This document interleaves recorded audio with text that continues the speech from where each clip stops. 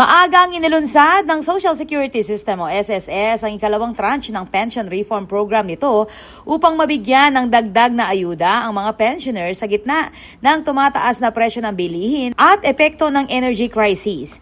Sa pagdalo sa News at Use Media Forum ng Pampanga Press Club sa Parkin by Radisson Clark, sinabi ni Gloria Andrada, SSS Vice President for Luzon Central 2 Division, na maglalabas ang ahensya ng humigit kumulang 6 billion pesos na karagdagang pension benefits mula June hanggang August 2026 para sa milyon-milyong pensioners at kanilang pamilya.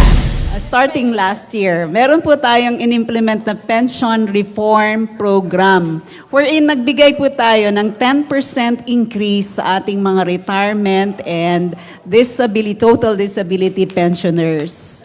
And 5% naman para sa mga ating survivor pensioners. Now, itong pension reform program ay for 3 years po to. So, 2025, 2026, and 2027.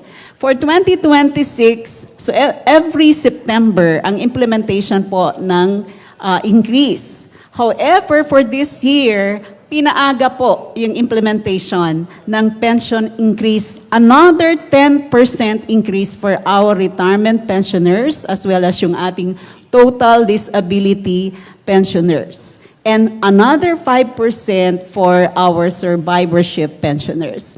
Ang pension increase ay orihinal na nakatakda sa September, ngunit inilipat sa June dahil sa umiiral na National State of Energy Emergency. Sa ilalim ng programa, ang mga retirement at disability pensioners ay makakatanggap ng 10% increase sa kanilang buwan ng pension, habang ang death at survivor pensioners ay magkakaroon ng 5% increase.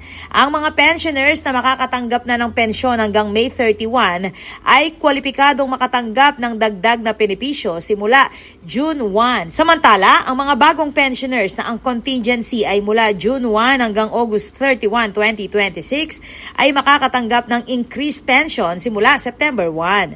Ayon sa SSS, magpapatuloy ang taunang pension increases hanggang 2027 bilang bahagi ng pension reform program.